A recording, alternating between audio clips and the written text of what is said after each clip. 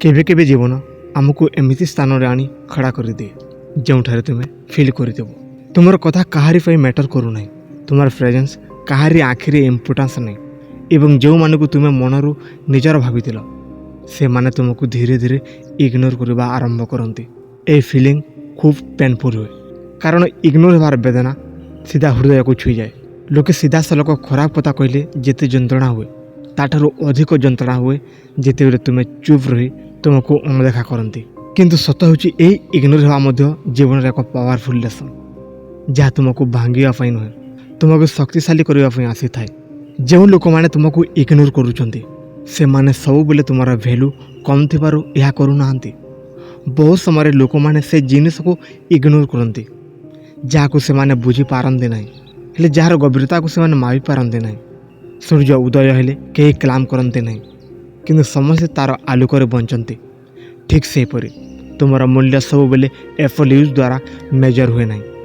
केबे केबे नीरवतार भी तुम स्ट्रेंथ लुचि थाए। ए दुनिया रे अनेक लोक तुमको सेते बेले पर्यंत इग्नोर करेंगे जे पर्यंत तुम्हें निजको प्रूव करूना। आज जदि तुम्हें शांत सिंपल और निज काम फोकस अछ तेबे लोक मैंने भावती जे तुम्हें ऑर्डिनरी। किंतु मन रख सबुठारु गभीर समुद्र बाहर सबुदे शांत देखा जाए। तुम्हारा साइलेंस दुर्बलता नुहे यह तुम्हारा प्रिपेरेसन हो पारे। आज जो मैंने तुमको इग्नोर कर से माने काली तुम सक्सेस देखी आश्चर्य हे। तुम्हें जिते बेले कहार एटेंशन पाई अपेक्षा कर सेते बेले तुम एनर्जी बाहर को जाए किंतु जिते बेले से एनर्जी को निज गुरुद उपर लगाओ सेते बेले तुम जीवन बदली जावा आरंभ करे। जो लोक रिप्लाई देउना से मानक बारंबार मेसेज करी करी निजर सेल्फ रिस्पेक्ट को कमाइबा ठारू भल निज लाइफ को एते स्ट्रॉन्ग कर जे गोटे दिन से माने निजे तुम प्रेजेंस खोजिबे। रिस्पेक्ट मागिले मिले ना अन करने को पड़े। जीवन रे एक इम्पोर्टान्स लेसन अच्छी सबु द्वार रे तुम खोला रहिबो ना किछि द्वार बंद हेबो किछि लोक चुप रहिबे किछि संपर्क दूरे जीव किंतु प्रत्येक बंद द्वार तुमको नुआ रास्ता खोजिबा को सिखाए। जो माने तुमको इग्नोर करूछंती से मानकु नहीं अटकी रहिले तुम जर्नी रुकी जीव। आग को बढ़ा हेले पछकू चाह कांदा छाड़ा पड़ो। अनेक समय लोक मैंने तुमको इग्नोर करती कारण से माने तुमको प्योरिटी भाव में देखुना। यह पेनफुल किंतु हनेस्ट ट्रू किंतु यह पर्सनल अटैक भाव आवश्यकता नुहे। समस्त जीवन में तांकर ओन बैड अच्छी कहीं केबे व्यस्त कहीं कन्फ्यूज तेणु प्रत्येक इग्नोर को हेडेक भावी निजको हट करनी। बेले बेले डिस्टेंस माने डिसलाइक हुए तो केवल डिफरेंस प्योरिटी किंतु जदि कहीं तुमको बारंबार इग्नोर करुँच तेबे यह लाइफ रे एक सिग्नल निजको फेरिकी देख तुम्हें कहीं से एटेंशन पाई एते डिपेंड अछ। तुम हैप्पीनेस कहीं अन्यर रिस्पॉन्ड उपर डिपेंड करे। जो दिन तुम्हें निजर कंपनी को एंजॉय करबा शिखिज से दिन इग्नोर हवा तुमको भांगी पार ना। एलन रहा दुख नुहे या सेल्फ डिस्कवर आरंभ।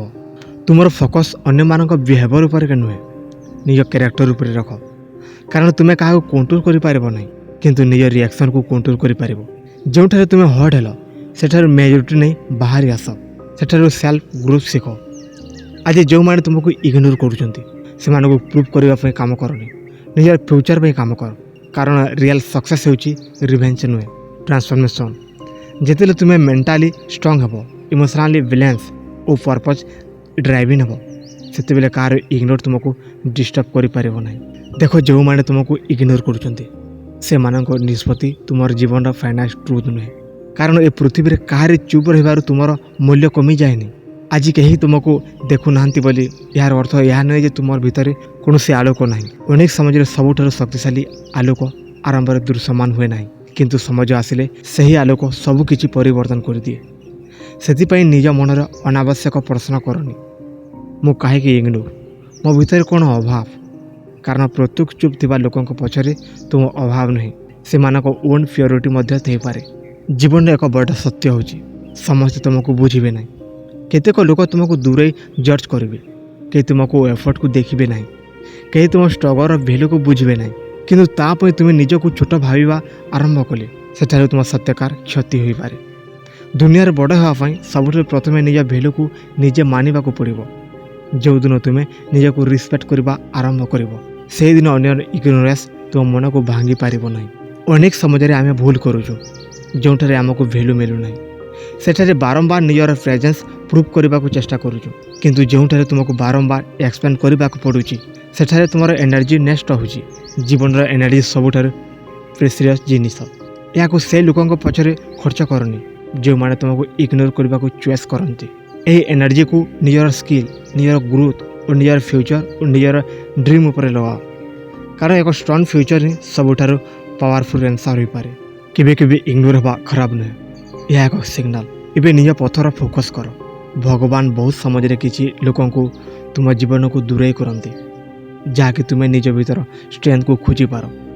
ଯଦି ସବୁବେଳେ ସବୁଠାରୁ ଇମ୍ପ୍ରୁଭ୍ ମିଳୁଥାନ୍ତା ହୋଇପାରେ ତୁମେ ନିଜକୁ ଖୋଜିବାକୁ କେବେ ସମୟ ଦେଉନଥାନ୍ତ। ପେନ୍ଫୁଲ୍ ମୋମେଣ୍ଟ ମାନେ ବହୁତ ସମାଜରେ ଟ୍ରାନ୍ସଫର୍ମେସନ୍ର ଷ୍ଟାର୍ଟିଂ ପଏଣ୍ଟ।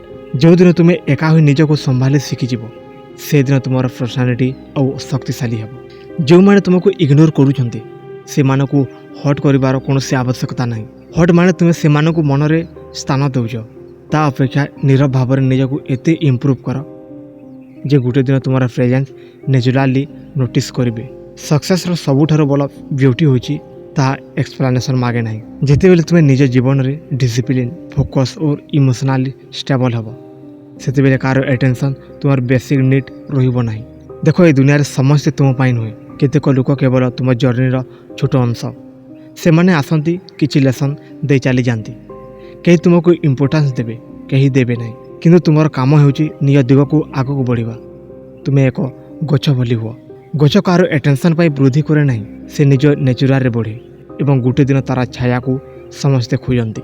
ଆଜି ଯଦି ତୁମ ମେସେଜର ରିପ୍ଲାଏ ନାହିଁ, ତୁମର ପ୍ରେଜେନ୍ସର ଭ୍ୟାଲୁ ନାହିଁ, ତେବେ ତାହାକୁ ଏଣ୍ଡ ଭାବ ନାହିଁ। ଏହା କେବଳ ଏକ ଫେସ୍। ଲାଇଫ୍ର ଫେସ୍ ଚେଞ୍ଜ ହୁଏ। ଆଜି ଯେ ସାଇଲେନ୍ସ ଅଛି କାଲି ସେ ସାଇଲେନ୍ସରୁ କନଫିଡେନ୍ସ ଜନ୍ମ ନେଇପାରେ। ଆଜି ଯେ ଲୋନଲିନେସ୍ ଅଛି ସେ ଲୋନଲିନେସ୍ରୁ ମେଜରିଟି ଆସିପାରେ। ଆଜି ଯେଉଁ ହଟ୍ ଅଛି ସେହି ହଟ୍କୁ ୱିଜଡମ୍ ଆସିପାରେ। ସେଥିପାଇଁ ନିଜକୁ କହ, କାହାର ଇଗ୍ନୋର ପାଇଁ ମୋର ଡାଇରେକ୍ସନ୍ ଚେଞ୍ଜ କରିବି ନାହିଁ। କାହାର ସାଇଲେନ୍ସ ମୋର କନଫିଡେନ୍ସକୁ ଭାଙ୍ଗିବ ନାହିଁ। କାହାର ଡିସିସନ୍ ମୋର ଡ୍ରିମ୍କୁ ଷ୍ଟପ୍ କରିବ ନାହିଁ। ମୁଁ ମୋର ଲକ୍ଷ୍ୟରେ ଚାଲିବି, କାରଣ ମୋ ଜୀବନର ମିନିଂ କେବଳ ଅନ୍ୟର ଏପ୍ରୁଭାଲ ନୁହେଁ। ମୋ ଜୀବନର ମିନିଂ ହେଉଛି ଗ୍ରୋଥ୍, ପିସ୍, ପର୍ପଜ୍ ଓ ସେଲ୍ଫ ରେସ୍ପେକ୍ଟ। ଗୋଟେ ଦିନ ଦେଖିବ ଯେଉଁ ଇଗ୍ନୋର ଆଜି ତୁମକୁ କଷ୍ଟ ଦେଉଛି ସେ ଇଗ୍ନୋର ତୁମକୁ ମେଣ୍ଟାଲି ଷ୍ଟ୍ରଙ୍ଗର କରିଦେଲା। ଯେଉଁ ସାଇଲେନ୍ସ ଆଜି ତୁମକୁ ଏମ୍ପଟି ଫିଲ୍ କରାଉଥିଲା ସେହି ସାଇଲେନ୍ସ ହିଁ ତୁମକୁ ନିଜକୁ ବୁଝିବାକୁ ଶିଖାଇଦେଲା। ଆଉ ଯେଉଁ ଲୋକମାନେ ତୁମକୁ ଇଗ୍ନୋର କରୁଥିଲେ ସେମାନେ ଅଜାଣତରେ ତୁମର ଷ୍ଟ୍ରଙ୍ଗର ଭର୍ଜନକୁ ଯୋଗାଇ ଦେଲେ। ସେଥିପାଇଁ ଆଗକୁ ଚାଲ, ଶାନ୍ତ ରୁହ, ଷ୍ଟ୍ରଙ୍ଗ ରୁହ ଆଉ ନିଜ ଲାଇଫ୍ରେ ଏମିତି ବୁଲ୍ଡ କର ଯେ ଗୋଟେ ଦିନ ତୁମେ ନିଜେ ନିଜ ଷ୍ଟୋରି ଦେଖି ପ୍ରାଉଡ଼ ଫିଲ୍ କରିବ।